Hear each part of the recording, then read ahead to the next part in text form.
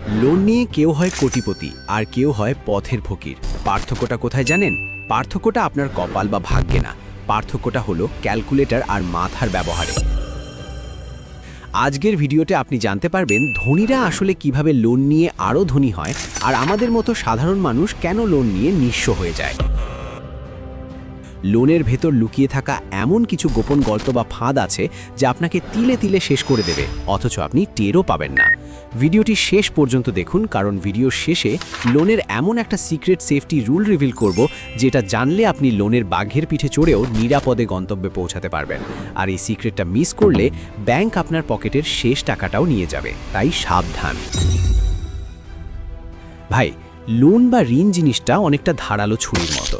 এটা দিয়ে একজন ডাক্তার অপারেশন করে মানুষের জীবন বাঁচায়, আবার একজন ডাকাত মানুষের জীবন নেয়।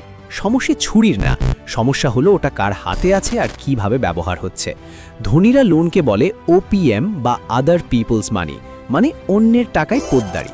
তারা ব্যাংকের টাকায় ব্যবসা করে হাজার কোটি টাকার মালিক হয়, আর আমরা লোন নেই অভাব মেটাতে গিয়ে, আর সেই লোনই আমাদের অভাবের কারণ হয়ে দাঁড়ায়। ব্যাংকের প্রসেসিং ফি, হিডেন চার্জ আর চক্রবৃদ্ধি সুদের মারপ্যাচ, এগুলো কিন্তু আপনাকে লোন দেওয়ার সময় মিষ্টি হেসে কেউ বুঝিয়ে বলবে না। সিগনেচার করার পর যখন টের পাবেন তখন দেরি হয়ে যাবে। আসুন একদম আমাদের আশেপাশের বাস্তব জীবন থেকে একটা উদাহরণ দেই। আমাদের গল্পে দুই বন্ধু, আবেগী আনিস আর হিসাবী হাসান, দুজনেই ঠিক করলো তারা ব্যবসা করবে।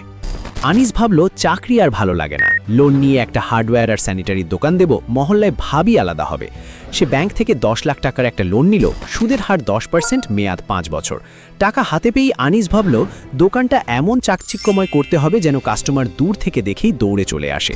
সে 10 লাখ টাকার মধ্যে 4 লাখ টাকা খরচ করল দোকানের ডেকোরেশন, ফলস সিলিং, দামি লাইট আর নিজের বসার জন্য একটা রাজকীয় চেয়ার কিনতে। আনিসের চিন্তা ছিল পাশের দোকানের মজনু ভাই কি ভাববে, আত্মীয় স্বজন এসে যদি দেখে সাধারণ দোকান তাহলে তো ইজ্জত থাকবে না। এই লোকে কি বলবে, এই রোগটাই আনিসকে শেষ করে দিল। বাকি 6 লাখ টাকার মাল তুলল। অন্যদিকে হাসানও 10 লাখ টাকা লোন নিল, কিন্তু হাসান কোনো দামি ডেকোরেশন করল না। সে বলল দোকান সুন্দর দিয়ে কি ধুয়ে পানি খাবো, আমার দরকার মাল। সে সাধারণ র্যাক বানিয়ে 8 লাখ টাকার মাল বা ইনভেন্টরি কিনল। তাছাড়া বেশি মাল কেনার কারণে হাসান মহাজনের কাছ থেকে পাইকারি দরে ডিসকাউন্টও পেল, মানে লোন নেওয়ার শুরুতেই সে লাভের খাতায় নাম লেখালো। ব্যবসার নিয়মই হলো কেনায় লাভ করতে না পারলে বেচায় লাভ করা কঠিন। আর বাকি 2 লাখ টাকা সে ব্যাংকের আলাদা একটা অ্যাকাউন্টে রেখে দিল, ব্যাকআপ বা ইমার্জেন্সি ফান্ড হিসেবে। এবার খাতা কলমের নিষ্ঠুর হিসাবটা দেখুন, যেটা আনিস লোন নেওয়ার আগে করেনি। 10 লাখ টাকার লোন 10% সুদে 5 বছরের জন্য নিলে প্রতি মাসে ব্যাংকে কিস্তি বা ইএমআই দিতে হবে প্রায় 21,250 টাকা। অর্থাৎ ব্যবসা হোক বা না হোক, মাসের 1 তারিখে ব্যাংকের টেবিলে 21,250 টাকা আপনাকে রাখতেই হবে। ব্যবসা শুরুর 3 মাস পর আনিসের দোকান দেখতে সুন্দর, কিন্তু তার কাছে মালের ভ্যারাইটি কম। কাস্টমার এসে মাল না পেয়ে ফিরে যায়। হার্ডওয়্যার ব্যবসায় লাভ যদি 10 থেকে 15% হয়, তাহলে 21,250 টাকা কিস্তি শোধ করতে আনিসকে মাসে অন্তত 2 লাখ টাকার বেশি সেল করতে হবে। এর সাথে আছে দোকান ভাড়া 10,000, বিদ্যুৎ বিল 2,000, কর্মচারীর বেতন। সব মিলিয়ে মাসে তাকে অন্তত 3 থেকে 4 লাখ টাকার মাল বিক্রি করতে হবে শুধু টিকে থাকার জন্য। নতুন ব্যবসায় এত সেল কি এত সোজা? চিন্তা করুন, একে তো নতুন ব্যবসা, উপরে জিনিসপত্রের দাম বাড়ার কারণে মানুষের হাতে টাকা কম। এই অবস্থায় মাসে ফিক্সড খরচ বের করা যে কতটা মানসিক যন্ত্রণার, সেটা যার ঘাড়ে কিস্তি আছে শুধু সেই বোঝে। আনিস এখন কি করবে? মাস শেষে কিস্তির টাকা নেই, ব্যাংকের অফিসার ফোন দিচ্ছে। এই প্রেসারে পড়ে আনিস ভাবল ব্যবসা তো হচ্ছে না, শর্টকাটে টাকা কামাই। সে লোনের বাকি টাকা দিয়ে অনলাইনে জুয়া বা বেটিং অ্যাপে টাকা ঢালল, ভাবল এখান থেকে জিতে কিস্তি শোধ করবে। কিন্তু ভাই, জুয়ার অ্যাপের অ্যালগরিদম এমনভাবে সেট করা যে তারা আপনাকে কখনোই জিততে দেবে না। এই বিষয়ে আমার চ্যানেলে ডিটেল ভিডিও আছে, আই বাটনে দিয়ে দিলাম, এই ভিডিওটা শেষ করে ওটা দেখে নিন। আনিসের দশা হলো আমও গেল ছালাও গেল। সে এখন বাপের জমি বিক্রি করার জন্য দালাল খুঁজছে। আনিস লোন নিয়েছিল বড় লোক হতে, কিন্তু ক্যালকুলেশন না থাকায় সে এখন ডেট ট্র্যাপ বা ঋণের ফাঁদে আটকা। এবার আসি হাসানের কাছে। হাসান যেহেতু ডেকোরেশনে টাকা নষ্ট করেনি এবং তার কাছে বেশি মাল ছিল, তার বিক্রি আনিসের চেয়ে ভালো। তবুও প্রথম 2 মাস তার ব্যবসায় লাভ হয়েছে মাত্র 10,000 টাকা, কিন্তু তার কিস্তি তো 21,000 টাকা। এখানেই হাসান তার সেই 2 লাখ টাকার ব্যাকআপ ফান্ড কাজে লাগালো। সে পকেট থেকে বা অন্য কোথাও ধার না করে ব্যাকআপ ফান্ড থেকে কিস্তি দিল।